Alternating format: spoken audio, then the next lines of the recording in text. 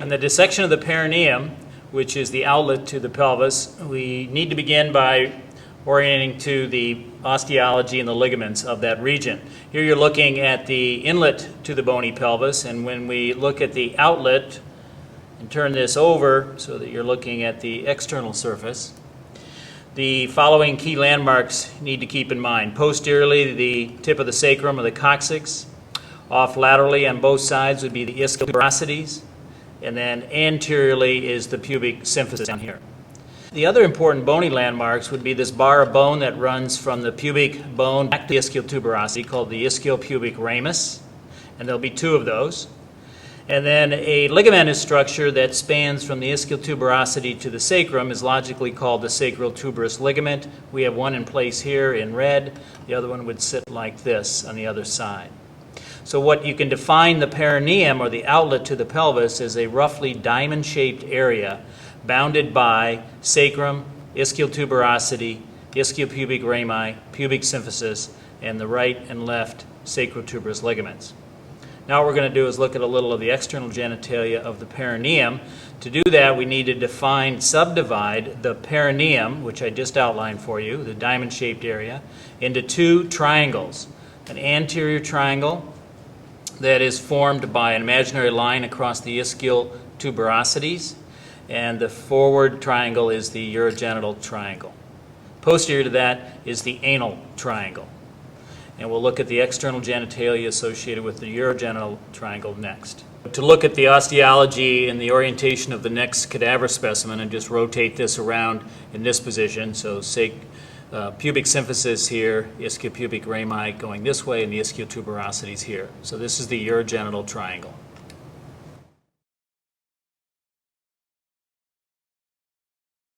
Here, looking at the external genitalia in the male, penis in the midline, the lower anterior abdominal wall was cut away at about this point, portion of a scrotum, and the spermatic cord feeding down into that on this side. And on the distal end of the penis, the glands and the foreskin that you can see here. And what I'm going to do is transect the shaft of the penis so we can identify some of the erectile tissue that comprises the body and root of the penis, so that we can trace those more distally from their origin. Having transected the penis in a cross-sectional profile, you can see the erectile tissue. Here's one cylindrical body, the corpus cavernosus on the right, corpus cavernosus on the left, and then down below in the midline a single corpus spongiosum, and that will have the penile urethra coursing through the corpus spongiosum. Surrounding the erectile tissue will be a thick white membrane, the tunica albuginea. What we're going to do is trace these erectile tissues and the urethra from their origin in the future demonstrations of the perineal dissection here.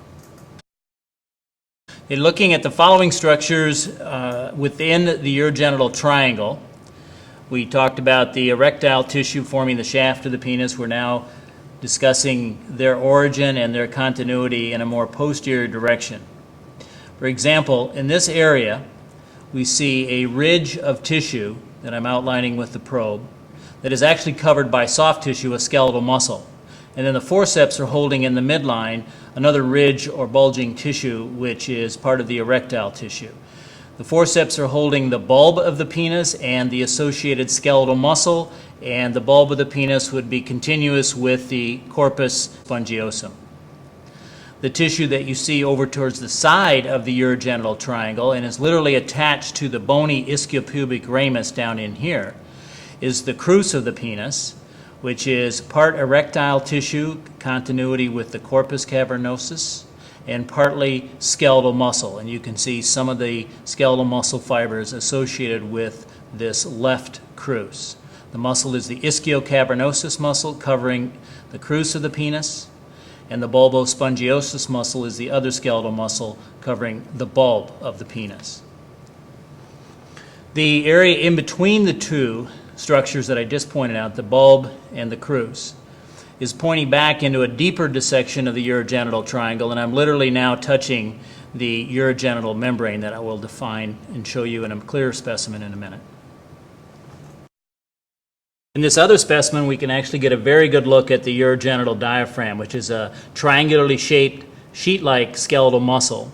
Over here is the ischiopubic ramus on the left, over here the ischiopubic ramus on the right, and in this vicinity is the inferior margin of the pubic symphysis.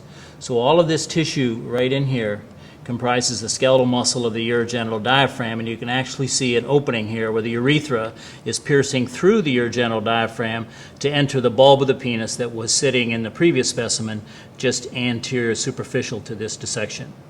So the UG diaphragm is comprised largely of circular muscle fibers, the sphincter urethrae muscle that has voluntary control of micturition, and a few fibers towards the back that are difficult to identify that are called the deep transverse peroneus muscles.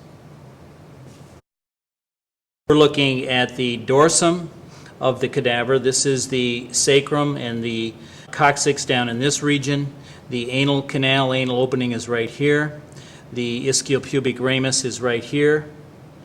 And this is the gluteal region with many of the gluteal muscles removed. You can see piriformis, and you can see obturator internus coming through. This is a key landmark for this orientation. This is a ligament, the sacrotuberous ligament. So the pudendal nerve, which is the primary nerve innervating structures of the perineum, comes out of the pelvic cavity just adjacent to the piriformis muscle and is just momentarily in the gluteal region right here.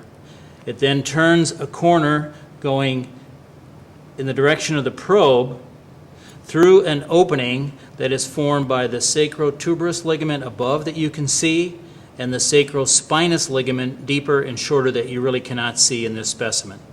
And the space between those two ligaments is called the lesser sciatic foramen. Pudendal nerve and its accompanying internal pudendal artery pass through the lesser sciatic foramen to then enter the perineum. More specifically, since they're entering the posterior part of the perineum, they are entering the anal triangle region. So again, to define the anal triangle, it is the region that is bounded by sacrotuberous ligaments on both sides and an imaginary line that connects the ischial tuberosities. Anal triangle.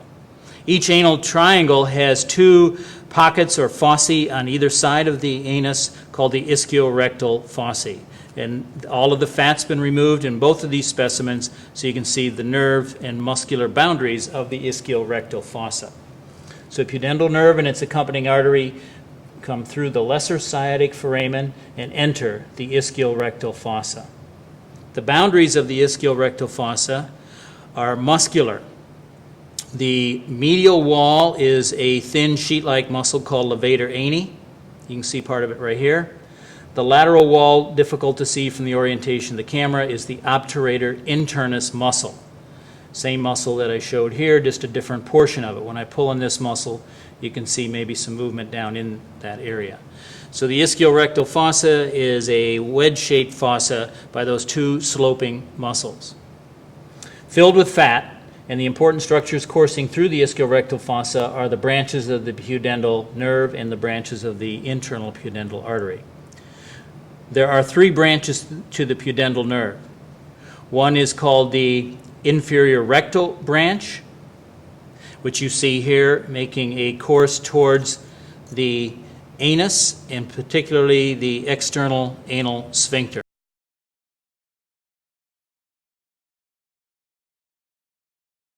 Another nerve is the perineal branch of the pudendal nerve, and that is this portion back here before it bifurcates. So right back here is the perineal branch. That's the second branch. The third branch of the pudendal nerve is the deepest, usually a large nerve, the dorsal nerve of the penis, since we're looking at a male, or this would be the dorsal nerve of the clitoris in a female specimen. So those are the three branches of the pudendal nerve. You'll notice that the perineal branch, the middle branch that I pointed out of the pudendal nerve, splits into two terminal branches. One goes continues forward to the skin of the scrotum, and this is called the posterior scrotal branch, cutaneous, and the other is a muscular branch that goes to the bulbospongiosus, ischiocavernosus, and the urogenital diaphragm. The internal pudendal artery basically accompanies these branches and has named branches that simulate and follow the named branches of the nerve. The inferior rectal nerve is particularly vulnerable to removing perianal abscesses in this region. If this nerve is cut, it contributes to anal incontinence by denervating the external anal sphincter. Now the cadaver's been turned back to the supine position, and we're looking at the dorsum of the shaft of the penis. And the reason for doing that is to then want you to be able to identify the dorsal nerve of the penis that we had just seen a moment ago in the ischiorectal fossa. Here is the terminal distal portion of that nerve heading onto the dorsum of the penis. There's a right and a left dorsal nerve of the penis, and they tend to be, in terms of the anatomy or relationships in this area, the lateral-most structures on the shaft. Next in line would be an artery called the dorsal artery, and then the deep dorsal vein is in the middle, and then there's another artery, the dorsal artery, before you get to the left dorsal nerve of the penis.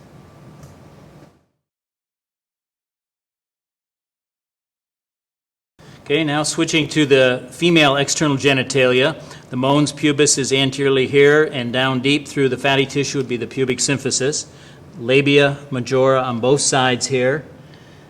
If we pull back the labia majora, you can see folds that usually in the cadaver are collapsed or compressed more, are the labia minora that bound the vestibule between the labia minora on the right and left sides. And then you look in this area within the vestibule, and this is the position of the glands of the clitoris. The vaginal orifice is down in this position, and the urethral opening is in between the two, right approximately right there. Posteriorly, the labia minora come together again into the skin that you see here that marks the surface landmark for the perineal body, in which episiotomies may be done midline through this area or medial lateral off to the side. With this specimen, you can again see the vestibular area in here between labia minora here, and on the right side the labia majora has been removed. The glands of the clitoris is right here, and when we fold this way, we can see the continuity of the glands of the clitoris, which is right here, with the shaft or body of the clitoris, which makes almost a 90-degree turn down this way to become the right crus, since we're looking at the right side of the clitoris. Okay? So the labia minora and majora were basically removed except for this flap right here on this side. The crus in the female, like the male, is covered by a thin sheet-like muscle that's usually atrophied in the older specimens, which is called the ischiocavernosus muscle. So you usually see remnants, and underneath the muscle is the erectile tissue of the crus of the clitoris. More towards the midline or centrally located, you'll see other bands of skeletal muscle fibers that run in a vertical direction, the way I'm showing with the pointer, and this is the bulbospongiosus muscle of the female covering the bulb of the vestibule. The position in between the bulb of the vestibule and the crus, and pushing in deep in this direction, would push against the urogenital diaphragm in the female. And the urogenital diaphragm in the female is identical to that of the male, being a sheet of skeletal muscle pierced by urethra, the difference being it's also pierced by the vaginal canal. Now we're going to quickly run through the neurovascular structures on the female. So we have another specimen in a posterior dorsal view here, tip of the sacrum, coccyx, ischial tuberosity, and the important sacrotuberous ligament right here, anus right here. So coming through the lesser sciatic foramen, where the probe is, would be the pudendal nerve that you can see coming through in this tissue right down in through here. It almost immediately branches into different branches that are named same in male and female. Going towards the external anal sphincter or the levator ani would be inferior rectal nerves or blood vessels. Have a perineal branch that will give rise to posterior labial nerve as well as a deeper muscular branch to the bulbospongiosus and ischiocavernosus. And then the deepest nerve down in the ischiorectal fossa would be the dorsal nerve of the clitoris in the female. So those branches are similarly named to the male, and the artery that you see in here is the internal pudendal artery, which courses with the pudendal nerve and has similarly named branches. Levator ani is over here, very atrophied, and obturator internus is forming the lateral wall of the ischiorectal fossa. So we're going to take the dorsal nerve of the clitoris and just see its position in turning the specimen over onto the shaft or dorsum of the clitoris. Okay, in the female specimen turned so we can look at the anterior structures, pubic symphysis is in this area. This is the shaft or body of the clitoris. The glans is over underneath this flap of skin here, and the crus goes down in this direction of the clitoris. So what we're going to do is pull down the body and the crura of the clitoris to expose more of the pubic symphysis and to be able to focus here on the large dorsal nerve of the clitoris on the right side and the left dorsal nerve of the clitoris right here. And again, the corresponding structures, a small artery and a midline vein, are in the same orientation and positions as we just did in the male.